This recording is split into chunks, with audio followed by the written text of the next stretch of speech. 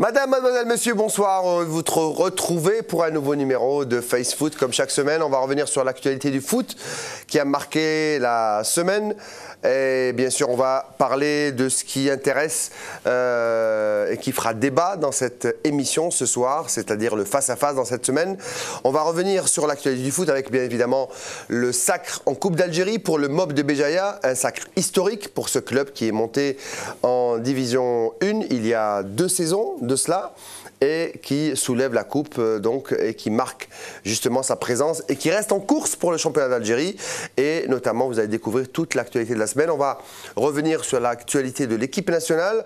On va en débattre bien évidemment dans ce plateau tout au long de cette heure, un peu plus et quelques minutes avec sur le plateau Mehdi Dahak, qui a la lourde tâche de remplacer Coach Capello, qui sera absent cette semaine. Mehdi Dahak, rédacteur en chef, directeur de dzfoot.com. Merci d'être là, merci d'être sur Face Foot ce soir. Merci Liane. À côté de vous, Hadj Adlan qui n'a pas fait le déplacement à Bamako, mais qui va revenir sur une qualification historique, celle de l'USMA d'Alger, qui revient en Coupe africaine depuis 2005-2004, je crois.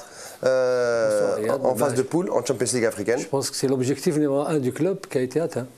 Un des objectifs. Le premier objectif. On va en parler dans cette émission. À côté de vous, la rédaction de Face Foot avec de l'autre côté, en face de moi, Hamou Belahmad, directeur de la publication de Planet Sport, qui est avec nous ce soir. Bonsoir Hamou. Bonsoir Liad. Merci d'être avec nous ce soir. C'est moi qui... Juste à côté de vous, Djebel Rachdi de l'APS, qui est un acteur incontournable de Face Foot, qui est avec nous. Bientôt retraité de l'APS, donc on ne citera plus l'APS par la suite. Oui, mais vous êtes un grand voyageur en ce moment. Je voyage, je suis comme Ibn Battuta maintenant. À côté de vous, Elafek Habib, directeur de la rédaction de compétition, qui est avec nous, comme chaque semaine depuis le début de la saison. Salut Elafek. Bonsoir. Alors messieurs, regardez bien la Newsweek, c'est l'actualité de la semaine. Il y a eu beaucoup d'événements qui se sont passés cette semaine. On regarde et on en parle sur le plateau de Face Foot tout de suite après.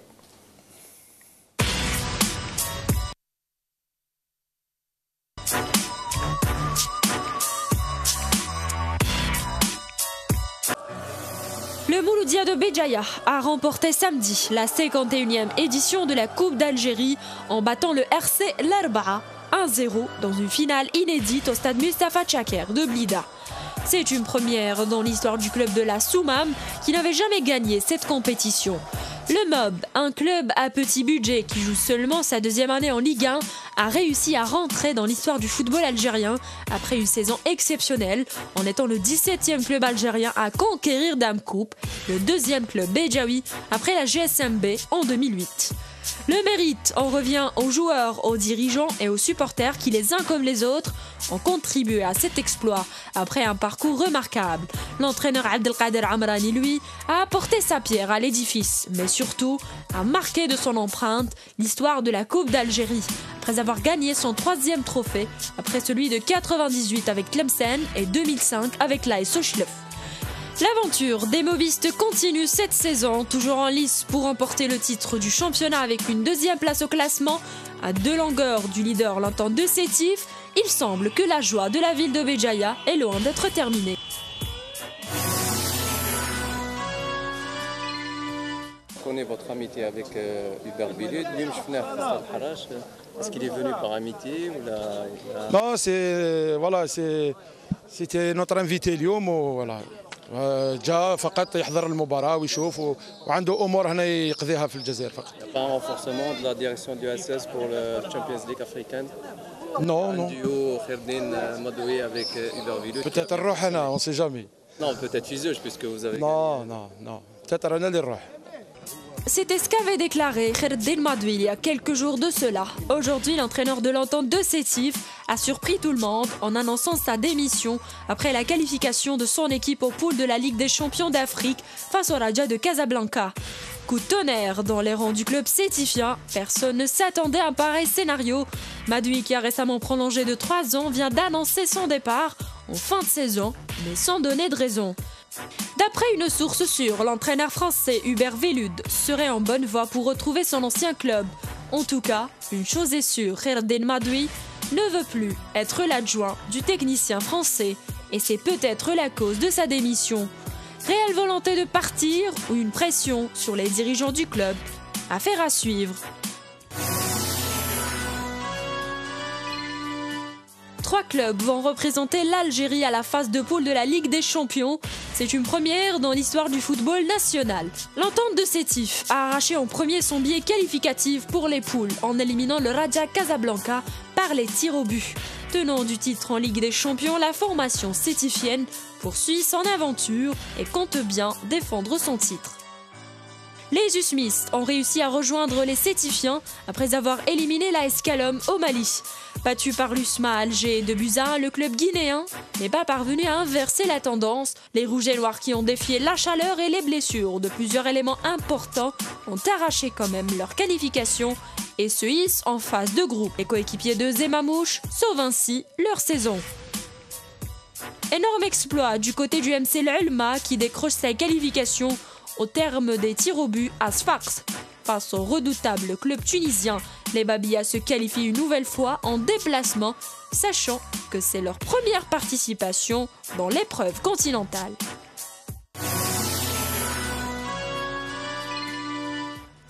On l'attendait dans un championnat européen, mais Bardad Bounedjah vient de signer un contrat de 3 ans au profit des Stade al-Qatari. Le montant global du transfert est estimé à 4,5 millions d'euros contre 1,5 pour Bounedjah, soit plus de 20 milliards de centimes. Toutefois, l'USM El Harrach, qui l'a transféré durant l'été 2013 pour un montant de 3,5 milliards de centimes, avait inclus dans les conditions de transfert une clause stipulant que si Bardad Bounedjah était transféré durant la période de son contrat, l'USM El Harrach bénéficierait d'une indemnité de transfert de l'ordre de 15%. Cependant, il ne faut pas oublier l'indemnité de son club formateur, le RCG Oran. Une destination plutôt inattendue pour un joueur qui rêvait pourtant d'une carrière en Europe ou encore s'imposer en équipe nationale. À 23 ans, Bounedjah va-t-il se faire enterrer dans un championnat appelé le cimetière des stars?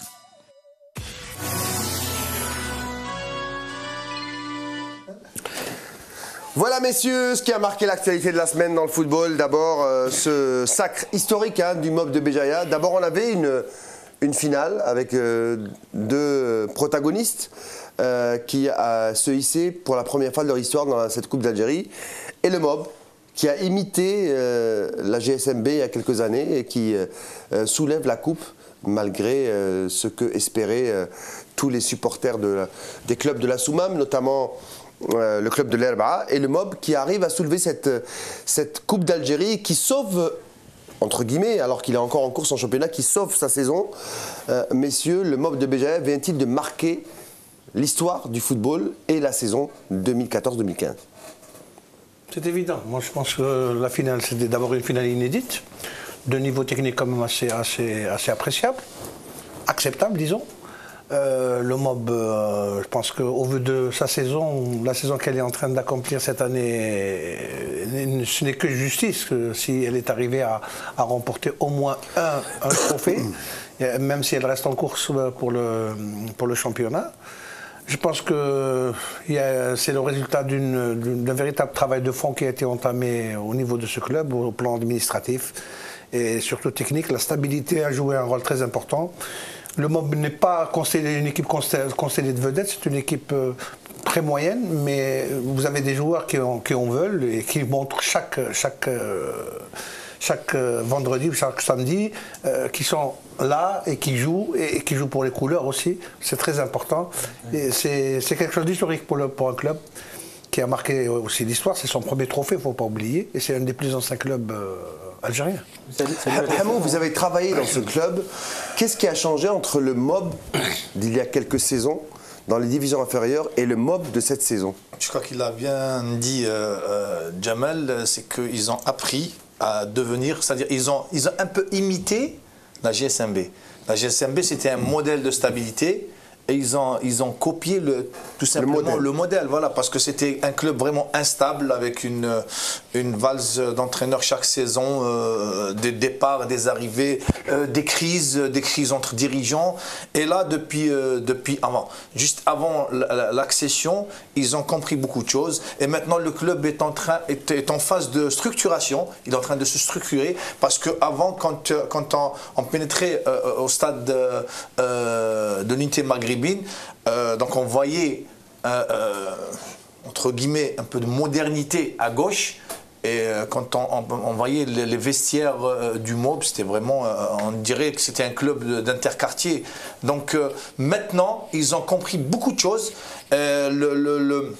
Comment dire, le staff dirigeant a été quand même, il est devenu un peu plus étoffé avec des personnes quand même qui comprennent un peu le football, et ça ils l'ont bien compris. Et là je tiens juste à citer une personne qui a travaillé à ce moment-là avec nous, c'est Mohand Saji, qui fait beaucoup de choses dans ce club.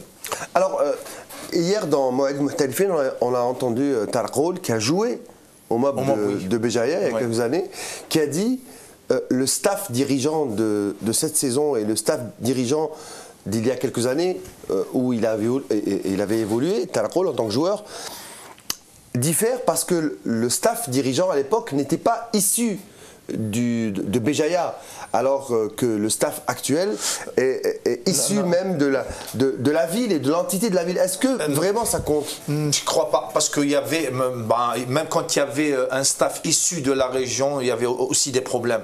Moi je pense qu'ils ont compris beaucoup de choses. Par exemple, je cite un tout petit exemple. L'année dernière, ils avaient perdu contre la GSMB. Le GSMB qui était lanterne rouge. À ce moment-là, quand ils avaient renouvelé la confiance à Amrani, j'avais compris beaucoup de choses. Parce que inévitablement, un entraîneur, quand il perd le derby, il saute. Il y a une bonne entente aussi entre la CSA. Le président du CSA, il travaille en collaboration. Oui, bien sûr. Non, mais ça, c'était juste un petit exemple. Amrani a survécu à un échec, c'est-à-dire à une défaite contre l'ennemi juré. Donc, ce qu'il faut signaler, c'est que l'année passée a été quand même pour beaucoup dans la consécration de cette année. Je m'explique. Ils ont failli descendre en D2. Je pense qu'ils ont étudié tous les paramètres qui n'ont pas marché. Et personne, si on arrive à voir d'ici quelques semaines un des dirigeants, est-ce que vous avez imaginé un instant que vous allez prendre la coupe ou bien jouer le premier rôle? Ils ne vont pas dire oui. L'année passée, ça a été quand même une saison très difficile. C'est à partir de là qu'ils ont compris qu'il fallait restructurer le club au niveau des dirigeants de l'administration et stabiliser. Le plus important, c'était le staff technique et même les joueurs, parce qu'il n'y a pas eu beaucoup de mouvements. C'est à partir de là, moi j'ai eu l'occasion de les voir au niveau de la préparation du mercato. On était ensemble en Tunisie. Tu vois quand même qu'il y a un groupe qui tire de la même direction. Que ce soit staff technique, dirigeant et même les joueurs. Ils ont adhéré à la politique de Amrani. Et je pense que ça, c'est le fruit d'un travail qui a été fait depuis l'année passée. Maintenant, il faudrait espérer pour ce club qui va encore grandir pour la saison prochaine. Mais là, c'est continuer dans cette lancée-là. Riyad, je pense que il n'y a personne qui va les déranger. Il fallait bien un titre pour ce club aussi, pour la dimension de son public. Le mérite. Non, d'abord, il a une assise populaire très très importante. Attention, c'est pas parmi les plus importantes d'Algérie. Hein. C'est quelque chose qui est très rare, qui est un phénomène très spécifique justement en Algérie. On a des clubs comme le MSPB par exemple maintenant, ce sont des clubs qui n'ont pas forcément connu la première division, mais qui ont une assise populaire très importante, qui sont suivis, qui ont une histoire très particulière liée justement à la guerre d'indépendance notamment. Et donc le fait d'arriver comme ça en première division, de se maintenir la première saison, d'apprendre cette première saison, de gagner un titre, c'est une équipe qui joue bien aussi. Hein, c'est une équipe qui joue bien et qui, comme beaucoup d'autres équipes, on voit comment elle est formée. Il y a beaucoup de joueurs qui ont de l'expérience, comme Dahouch, qui apportent, qui apportent quelque chose. Donc il y a des joueurs pas connus comme Hamzaoui qui sort cette année, une très belle frappe. des joueurs comme Yahya ou Rahal qui viennent de division inférieure, mais qui Barako qui s'affirme comme défenseur, qui sera sans doute bientôt en sélection. C'est un mélange. Peut-être qu'il aura sa chance, on ne sait jamais. En fait, c'est quoi? On a inculqué un esprit qui a permis à cette équipe de se propulser au plus haut. Oui, mais il y a beaucoup d'équipes comme ça quand même. On voit comme il y a beaucoup d'équipes qui arrivent à se. Voilà. C'est le club, je dirais que c'est le club populaire par excellence. C'est-à-dire, on a vu d'ailleurs ce qui s'est passé dans la ville après la victoire. On a vu des familles entières, des femmes, des enfants, des hommes âgés, des vieux et des moins jeunes. C'est l'emblème de la ville et de la wilaya qui... Non, c'est très très important. C'est-à-dire c'est un club qui est ancré dans cette ville, dans les mœurs de cette ville, dans la population. C'est un club qui draine beaucoup de population, qui draine de la patience, qui draine... Donc je dirais qu'il y a de tout pour faire un grand club.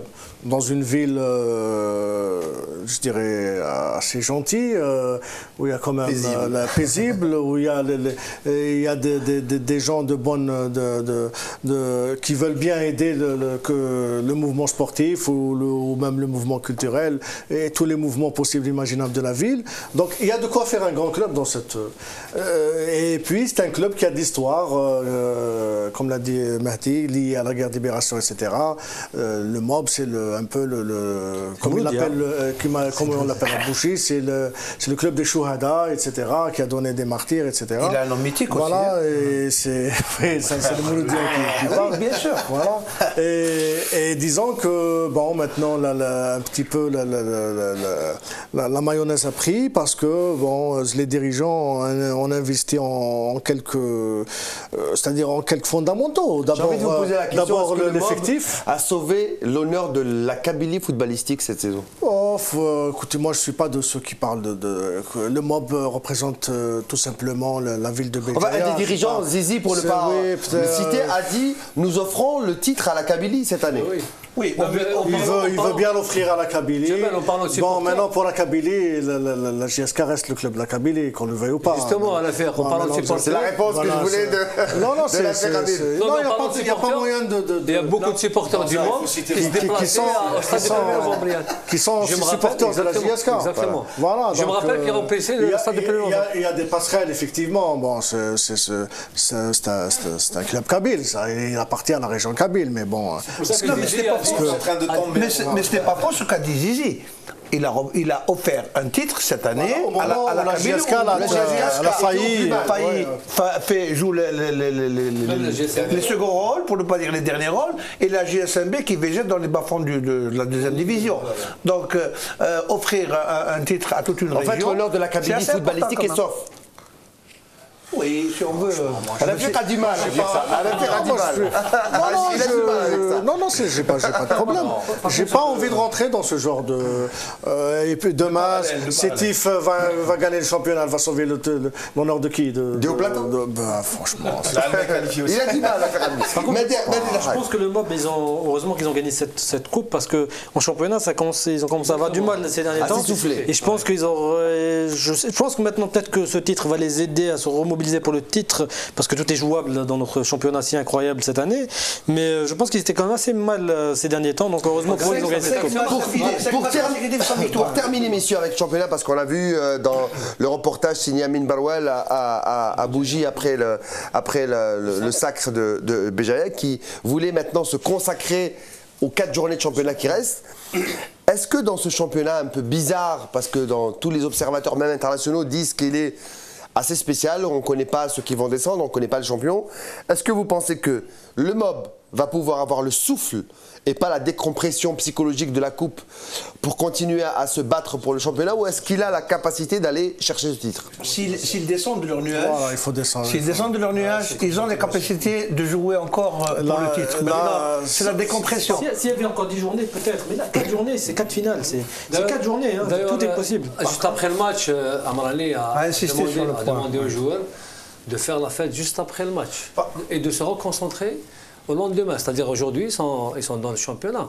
Maintenant, s'il y a une bonne prise en charge, Riyad, étant donné que maintenant ils ont un titre, si on peut dire. Je pense que c'est même sur le plan psychologique, les joueurs... Ils vont être libérés, oui.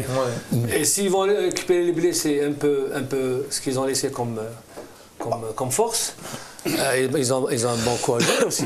C'est vrai qu'ils ont traversé, comme vient de signaler Mehdi, traversé une période très difficile en championnat. Et c'est là où tu as parlé tout à l'heure d'un état d'esprit, c'est très important.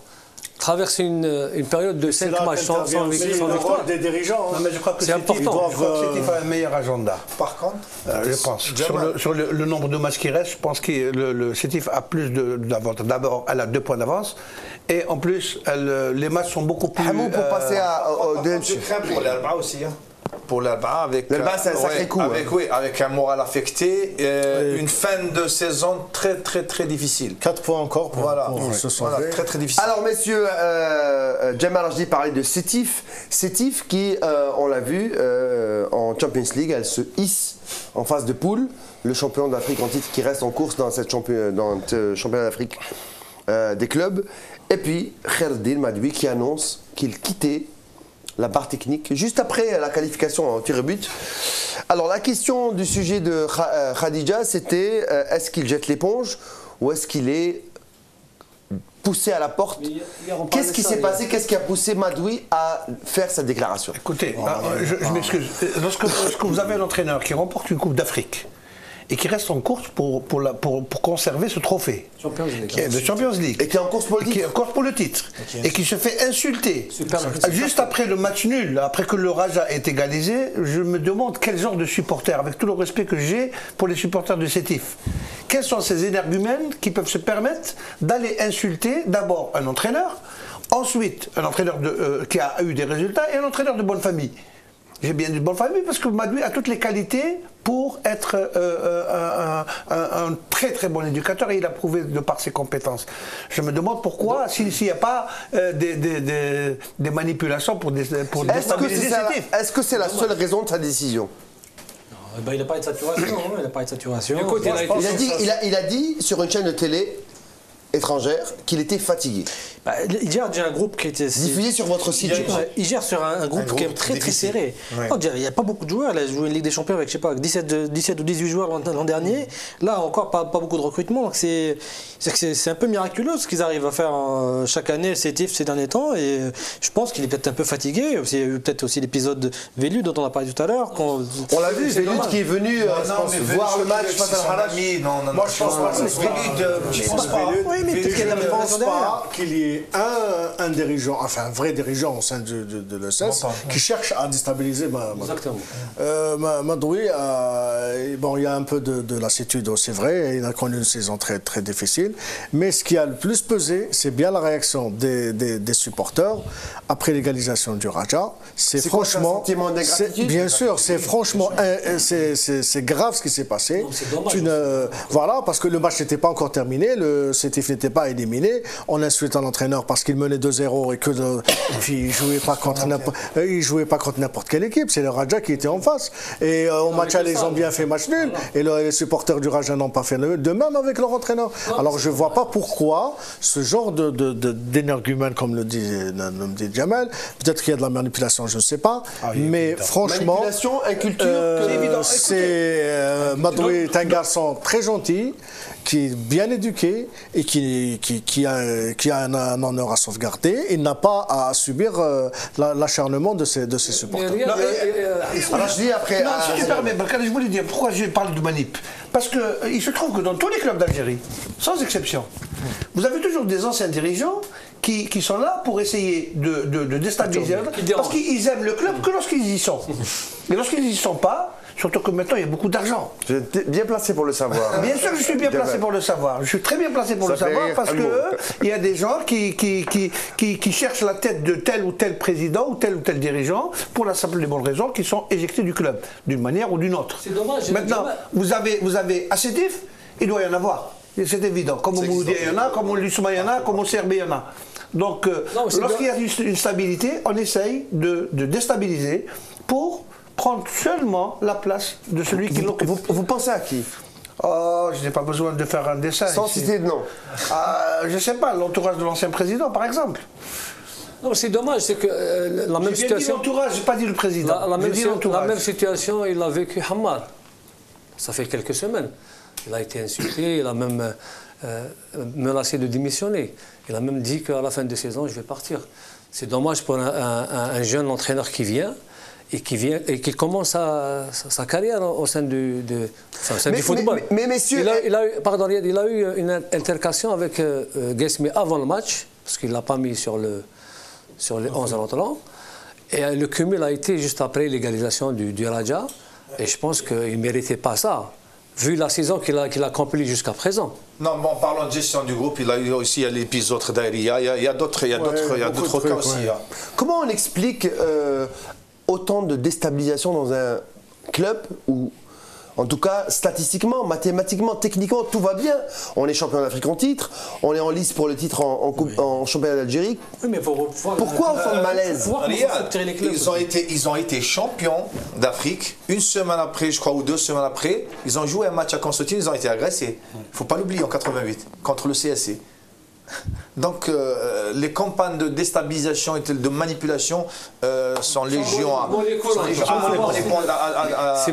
Alors messieurs, pour finir avec l'affaire Madoui ESS, est-ce que Madoui va vraiment jeter l'éponge ou il va rester à l'entente?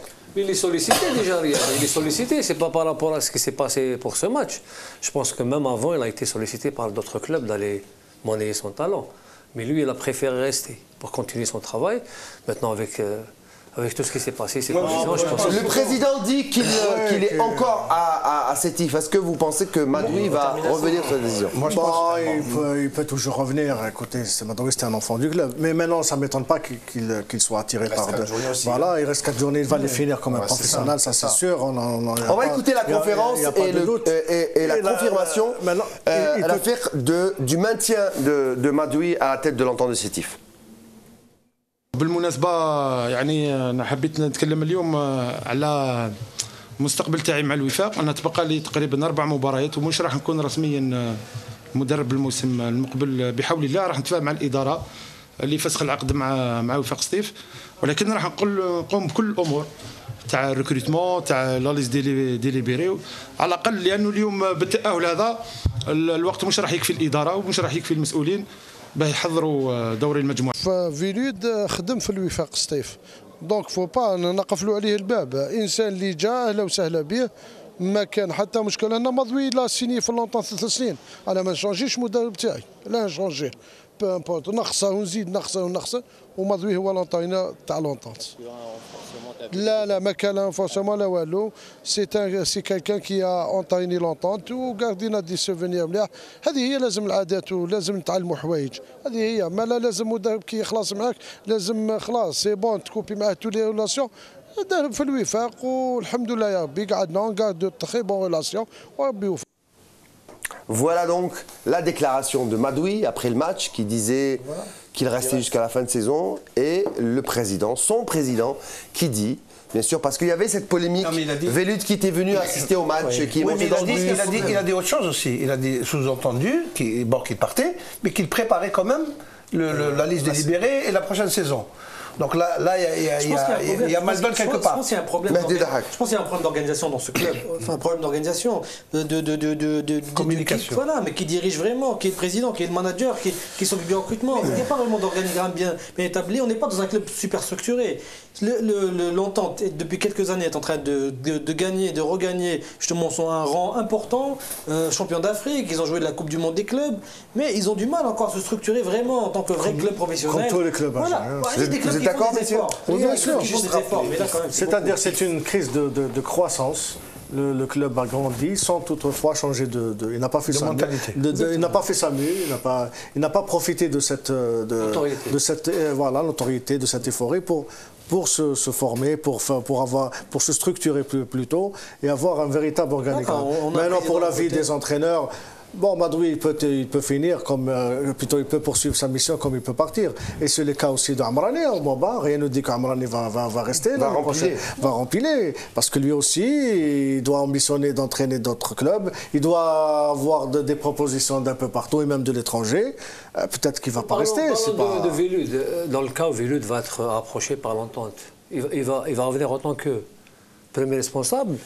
Et Madoui Il ne dans faut tout pas ça. oublier le Hadj, il faut pas oublier qu'ils sont de vrais amis, donc ils peuvent travailler ensemble.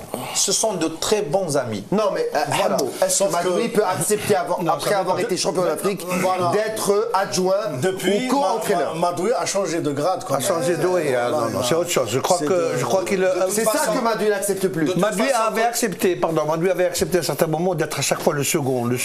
Maintenant, je pense qu'il n'a pas besoin d'avoir. Lui-même, il n'a pas besoin d'avoir de second. Et il l'a prouvé. Hein. On va passer, messieurs, à la troisième info de la semaine qui est tombée hier soir avec le Ulma.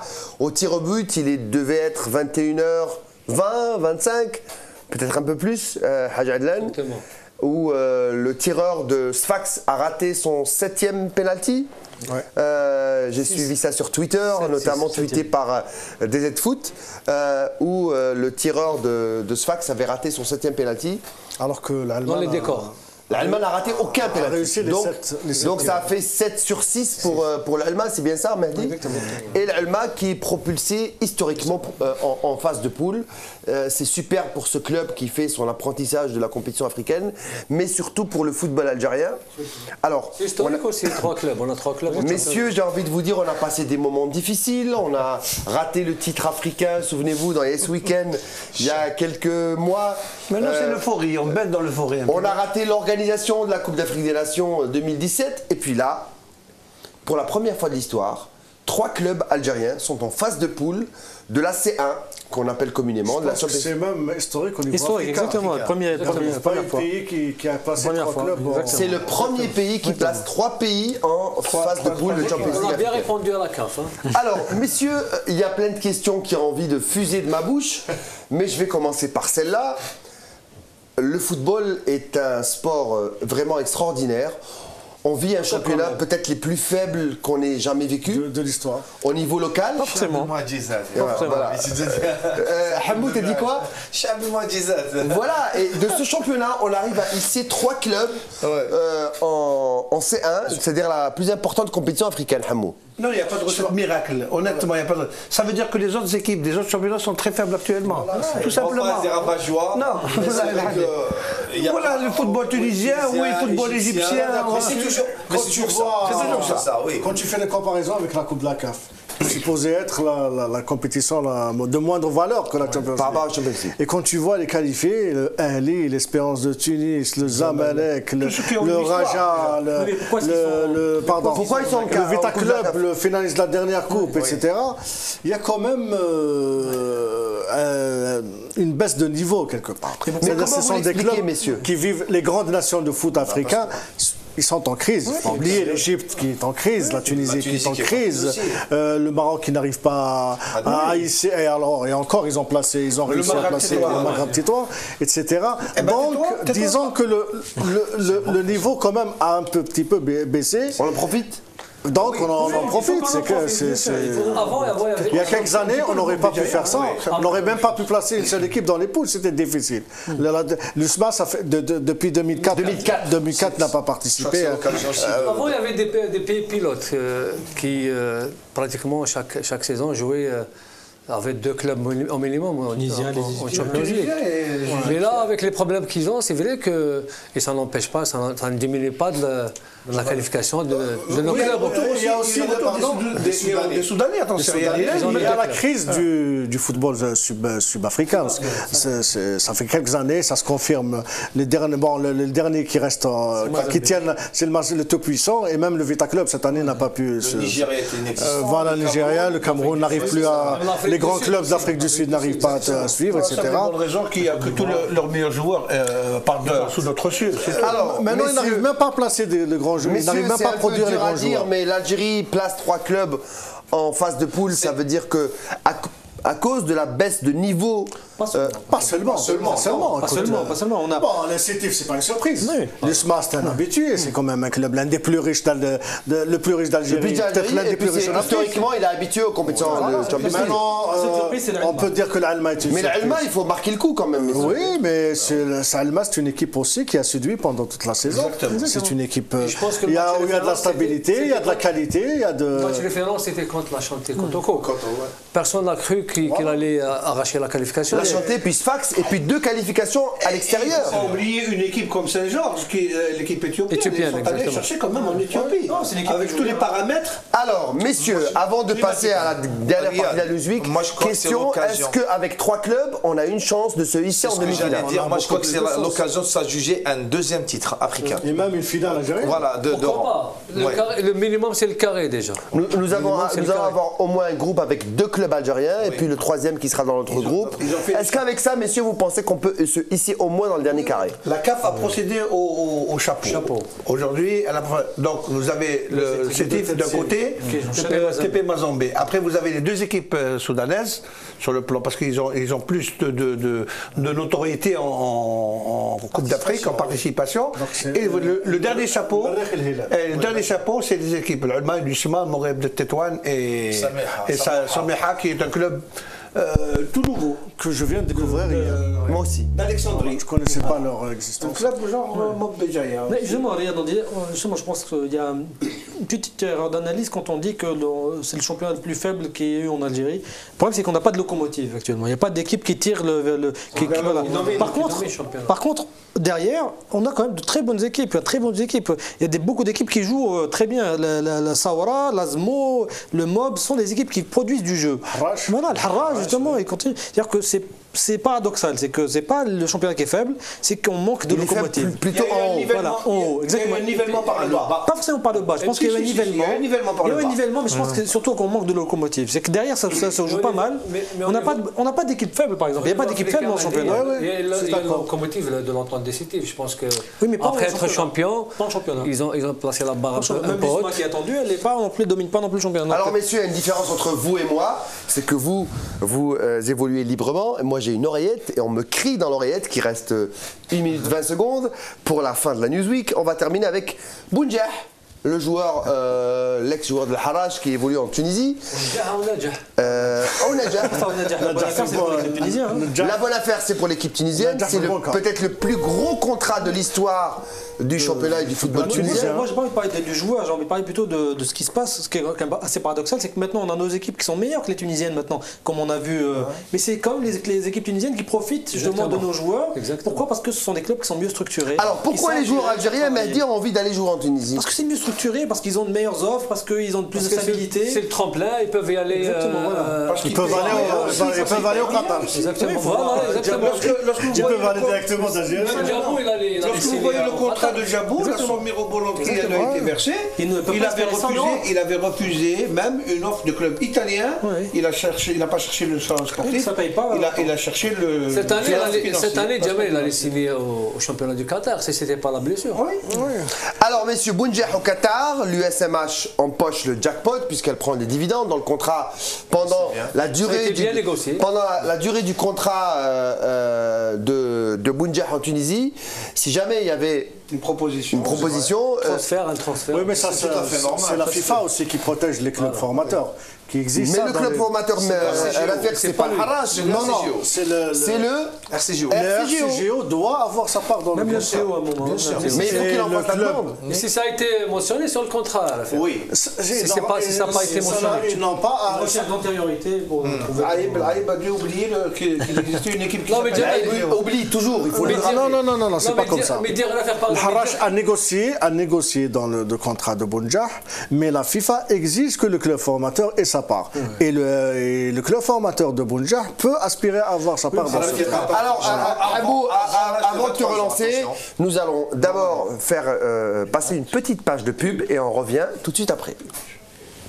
Pub.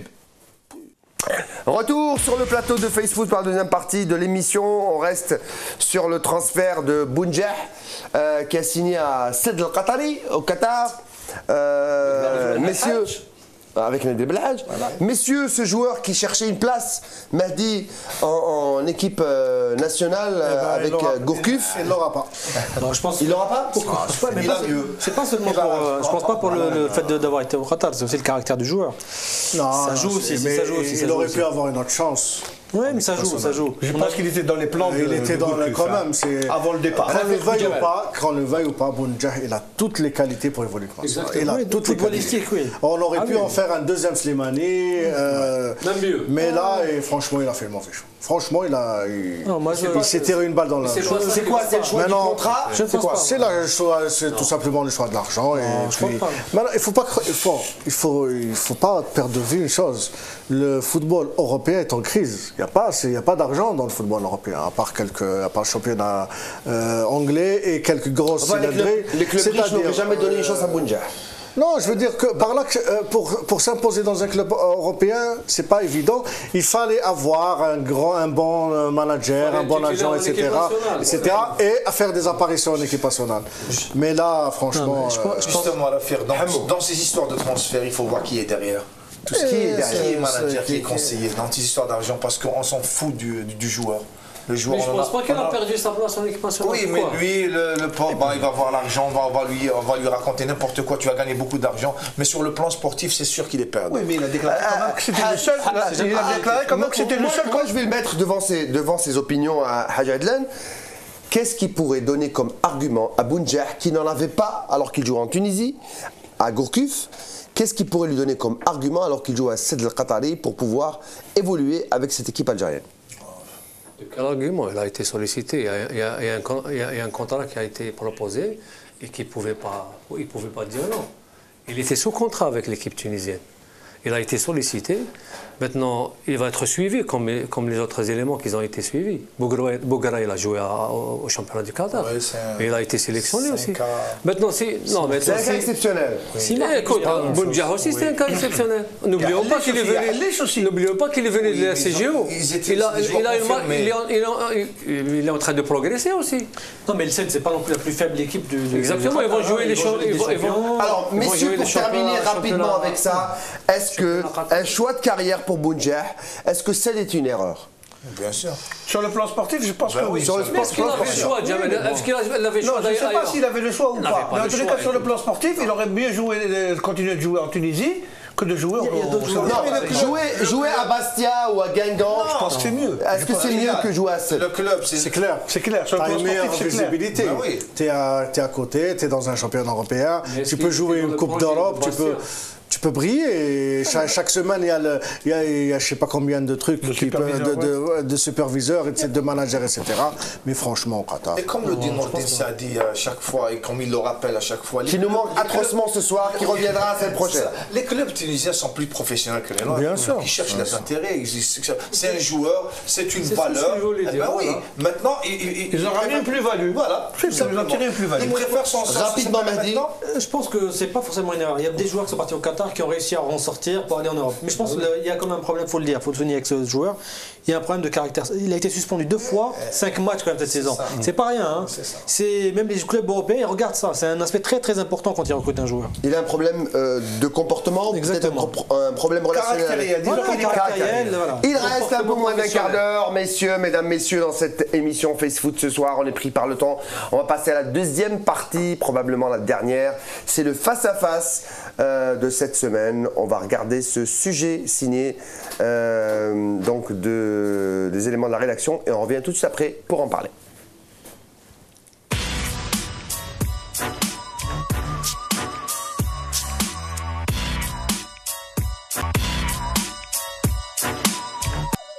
Les pros algériens sont-ils en baisse de forme cette fin de saison? Une question qui mérite d'être posée si on croit les chiffres et statistiques couvrant la période post-CAN 2015. À l'exception de Bentaleb et Belfodil qui affichent la belle forme avec leurs clubs respectifs, la situation de nos pros commence à poser un sérieux problème. Ce qui n'arrangerait guère les affaires du coach Christian Gourcuff à quelques encablures du stage de juin prochain.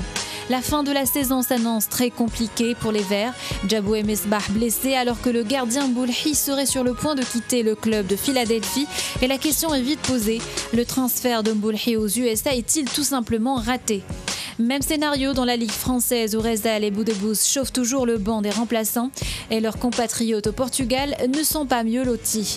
Yassine Brahimi, qui a brillé lors de la CAN 2015 par un rendement au-dessus de la moyenne, est critiqué par son entraîneur. Brahimi a raté ses dernières sorties avec Porto et sur 16 rencontres jouées, il a marqué 4 buts contre 8 buts inscrits en 24 matchs joués la saison passée.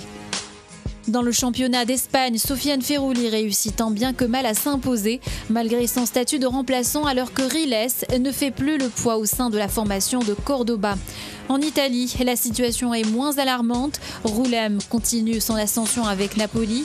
Il jouera la demi-finale de l'Europa League et Belfodil a enfin retrouvé ses sensations après 2 saisons noires.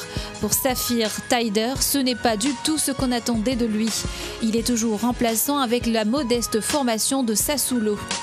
Avec toutes ces situations délicates, et dans un mois, le sélectionneur Gourcuff doit impérativement trouver les solutions pour mettre sur pied une équipe à la hauteur de ses ambitions.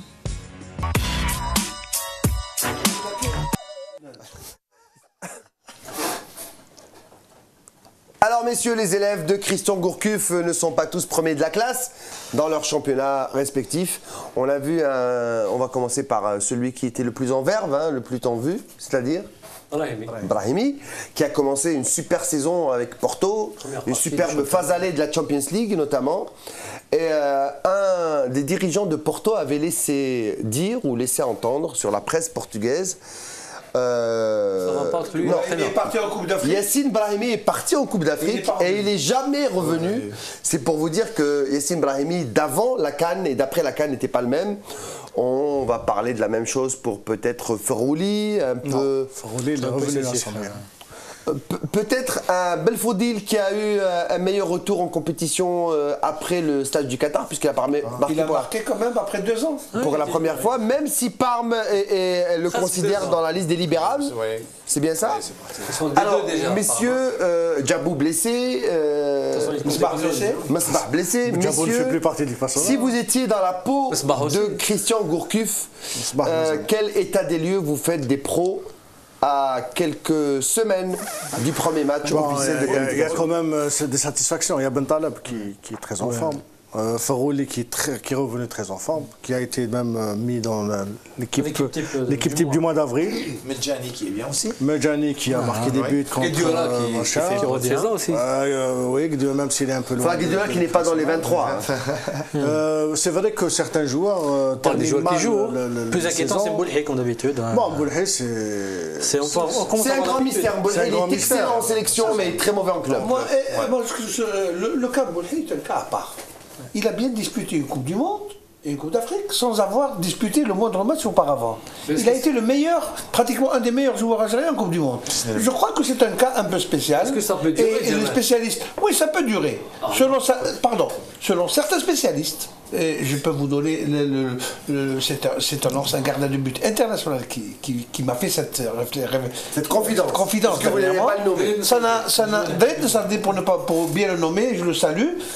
Il m'a dit que c'est possible. Un adepte de Boulhay. Que c'est possible, oui, c'est un adepte de Boulhay. C'est possible de garder la forme et avoir les réflexes, même aux entraînements, sans compétition. Ça ne veut pas dire que ça doit durer éternellement, mais toujours est-il. Moi, je ne suis pas d'accord. Oui, mais tu n'es pas d'accord, mais Boulhay a été le meilleur Algérien en Coupe du Monde. Un des meilleurs Algériens en Coupe du Monde. Mais là, l'argument que tu viens de donner, moi, je ne suis pas d'accord. Oui, moi, je ne suis pas d'accord. Non, naturellement, on ne peut pas être d'accord. On ne peut pas être d'accord. Mais le fait qu'il ne joue pas, de toutes les manières, qui n'a pas donné satisfaction. De toutes les manières, on n'a pas le choix. Il n'y a pas de gardien en Algérie. Il faut dire les choses comme ça. Moi, jusqu'à aujourd'hui, je ne vois pas de remplaçant pour Boulhay. Vous ne voulez pas être méchant et dire qu'avec une seule main, c'est toujours le gardien titulaire?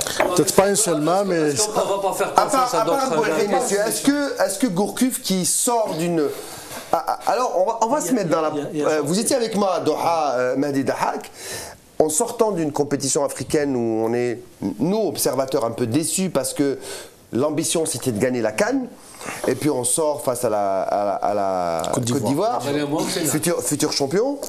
Et puis on assiste à un tournoi du Qatar un peu... Qui ne servait à rien. Qui n'a servi absolument à rien. Qui a servi à rien, où il y avait beaucoup de déceptions. Oui, parce qu'il y a un chantier, c'est la défense, un vrai chantier très important. Et pour le moment, on ne sait rien. On ne sait pas du tout ce qu'il va faire. Il n'y a pas de joueur, il a testé Chafaï, ça n'a pas vraiment donné grand-chose.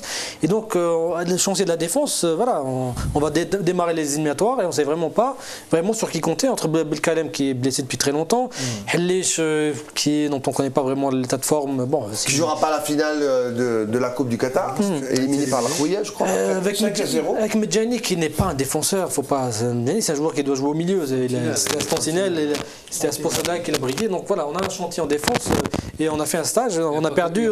Défense, mais je pense que le chantier est dans les 3 compartiments. On parlait tout à l'heure des joueurs qui sont en pleine possession de leurs moyens, il n'y en a pas beaucoup. Al-Fiqa a cité Farouli, Ben Taleb, Slimani, Medjani. On a Ben Taleb qui est bien, on a Farouli qui est bien, on a Slimani qui sont bien. Mais ça ne fait pas une équipe, messieurs. Mais c'est la défense. On peut compter sur beaucoup de joueurs. Mais non, je suis d'accord, pour le Qatar, ça a été une cartouche pour rien. Mais il faut dire une chose, les joueurs locaux ont déçu Gourcuff. Ça, c'est une évidence. Alors, messieurs, Alors, messieurs, qu'est-ce qui vous inquiète avant le début des qualifications pour la Coupe d'Afrique? Est-ce que c'est l'équipe? Est-ce que c'est l'état de santé, de forme de l'équipe? Ou est-ce que c'est Gourcuff qui vous inquiète? Je crois qu'il n'y a pas lieu de s'inquiéter lorsque vous allez affronter le Seychelles et le Lesotho. Soyons raisonnables. Comment maintenant se faire des cheveux blancs avant d'affronter le Seychelles et le Lesotho? Je pense qu'il y a un seul match. Pour les cheveux blancs, Jamal... Oui, je suis mal placé. Je préfère en avoir que de ne pas en avoir du tout. Hamou vous dépasse d'une longueur sur ça. Soyez sérieux. Je pense qu'il ne va pas se triturer les méninges pour faire composer une équipe pour affronter le Seychelles et les autres. Il a réclamé des matchs importants maintenant. Oui, il veut le niveau, il veut une équipe africaine de grand calibre et une équipe européenne de gros calibre également. Donc il voit plus loin maintenant, il est en train de voir plus loin, parce que je ne pense pas que la qualification se serait remise en cause. Est-ce qu'il doit continuer son travail de prospection ou vous pensez que son effectif il est déjà en boîte? Il doit chercher des joueurs, il doit tout le temps chercher des joueurs, parce que voilà, il y a des joueurs qui vont partir et il doit toujours renouveler son équipe. Mehdi Dahak, le feuilleton Mesbah au Qatar, est-ce que ça veut dire que c'est la fin avec l'équipe nationale à votre avis ou pas? Même en club, il n'est pas toujours titulaire cette saison.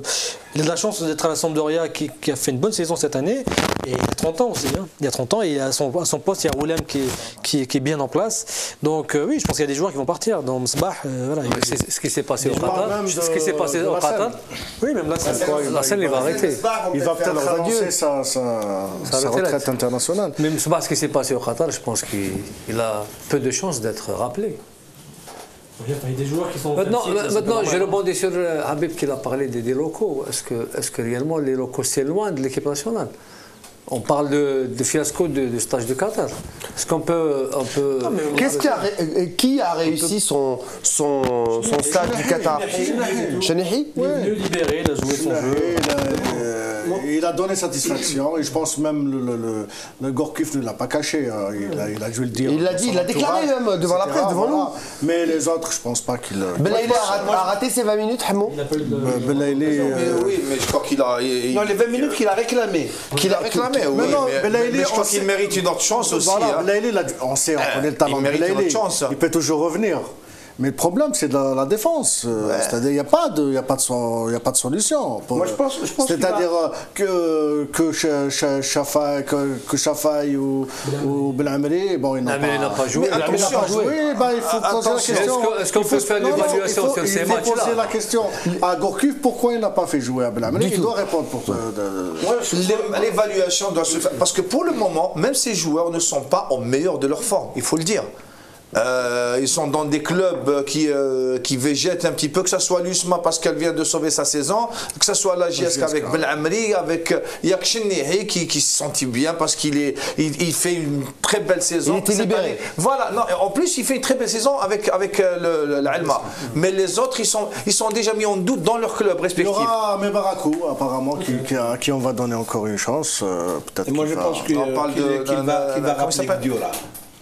On parle aussi de Naman, alors, de l'ASO aussi. Messieurs, ça ne fait pas partie de la question face à vous cette semaine parce que faute de temps, on va faire l'impasse sur la troisième partie qui est les Trombaji va nous écrire beaucoup, il va nous en vouloir. Et Cogito également, on s'excuse de la part de nos internautes et nos rédacteurs de Facebook cette semaine. On passera leurs questions très certainement la semaine prochaine. Je voudrais d'abord un dernier mot sur le derby qui s'annonce la semaine prochaine, c'est-à-dire ce choc entre Mouloudia et Hamou El Harrach. Est-ce que ça va être décisif et pour l'un et pour l'autre? Parce qu'il y en a un qui joue le maintien, l'autre qui joue peut-être le titre. Est-ce que ce championnat est peut-être un des plus fous auxquels nous avons assisté, Mehdi Dahaj? On parle partout dans le monde. Il y a partout des choses dont on parle. Regardez, imaginez ce que vous venez de dire. Il y en a un qui joue le titre et l'autre qui joue le. C'est ça la descente. Peut-être l'inverse même. Si le résultat est inverse, ça sera l'inverse. Ça va Moudia qui jouera le titre et le Harrach qui jouera la descente. Alors maintenant qu'on connaît les champions anglais, maintenant qu'on connaît le champion anglais, on connaît le champion italien, allemand, etc. Donc tous les regards sont tournés vers le championnat algérien pour savoir enfin. Ça a l'air de la finale inédite entre deux clubs qui pour la première fois se retrouvent en finale. Et cette fois-ci, on a un championnat inédit on ne sait même pas qui va être champion. Pour terminer, messieurs, justement, j'ai envie de vous poser cette question. Au stade où on est, à 4 journées de la fin, est-ce que quelqu'un pourrait miser un copec sur un club qui pourrait être champion d'Algérie cette saison? Est-ce que vous pouvez savoir qui pourrait être champion cette année? Disons que l'entente a une longueur d'avance. Voilà, a une longueur d'avance. L'entente, pourquoi? Parce qu'elle est devant ou parce qu'elle a l'expérience? Elle a un calendrier favorable, je pense. Voilà. Un calendrier favorable, ils sont à 41 points. Alors, est-ce que le MOB peut vraiment menacer l'entente? Oui, bien sûr. Rien n'est encore joué. Elle a le déplacement. Elle a l'USMA, elle a Belabès, elle reçoit l'Ulma. Le MOB reçoit l'Ulma, donc où il se déplace à Ulma. Non, il reçoit l'Ulma. Et il se déplace à Belabès, et Belabès qui joue. Non, tout est possible. À condition que le mode redescende du nuage aussi. Et puis le MOB, et Chlef et Lazmo. Le Harrach, s'il gagne contre le Mouloudia, il risque d'être champion, de faire une belle surprise. Ce serait extraordinaire, messieurs. Alors, certains observateurs divergent dans leurs analyses et opinions. Certains disent que ce championnat tassé, en termes de points, prouve une faiblesse du championnat. Et d'autres diraient que le championnat est d'un niveau assez égal, mais pas forcément faible. Qu'est-ce que vous en pensez? D'un niveau, c'est ça. Oui, c'est beaucoup plus ce que je disais. Oui. Il n'est pas forcément. C'est pas si faible que ça. C'est-à-dire que c'est un trompe-l'œil. Le problème, c'est qu'on n'a pas de grande équipe qui tire vers le haut. C'est que. Il n'y a pas des équipes qui dominent. Il n'y a rien du tout. Non, mais regardez. Il n'y a rien. On ne voit rien. Il n'y a pas de spectacle. Il n'y a pas de spectacle. Il n'y a rien du tout. Il y a certaines équipes n'arrivent même pas à faire ce qu'on pense qu'il y a. Pas toutes les équipes. En Tunisie, au Maroc, tu vois, c'est la même chose. C'est le même niveau. On a pas que des équipes comme le GSK ou le Mouloudia d'Alger qui ont abandonné, qui ont laissé un peu leur place de grandes équipes spectaculaires qui font bouger le championnat. Et donc derrière, il y a des équipes moyennes, mais qui font du beau jeu. Qui font du beau jeu. Comme l'Azmo, comme l'Ulma. Cette année, logiquement, le championnat actuellement, logiquement, devrait avoir une bataille entre l'USMA et Steve. C'est ça les deux grandes équipes. C'est l'USMA et Steve, c'est ça les deux. Et on ne l'a pas vu cette année. On s'attendait à des dernières paroles. On s'attendait à des grosses cylindrées, entre parenthèses. L'USMA, Steve, JSK, Mouloudia. Et là, on a eu. En fait, on reste sur notre fin, sur le spectacle. Je suis obligé de vous couper Jamal Ajdi. Vite. Non, parce que si Chalef effectivement remporte le titre, et Belabès descend, il aurait réussi un miracle. Merci Jamal Ajdi, merci à tous. On s'excuse pour le face à vous. Bien sûr, on reviendra sur vos questions et vos thématiques la semaine prochaine sur la page Facebook de l'émission que vous retrouverez. Merci. Voilà, la page Facebook /facefoot.l'émission. On se retrouve la semaine prochaine, bien évidemment, pour une nouvelle émission. On va parler, bien sûr, du niveau de championnat, des enjeux de la fin de saison après cette finale de Coupe d'Algérie et, bien sûr, des chances des équipes et des clubs algériens en Champions League africaine. Merci, messieurs, d'avoir participé à l'émission et d'avoir fait le débat comme chaque lundi soir. On se retrouve lundi prochain pour un nouveau débat foot sur DL Face Foot. C'est uniquement seulement sur DL TV, la chaîne du foot. Bonsoir, à lundi prochain.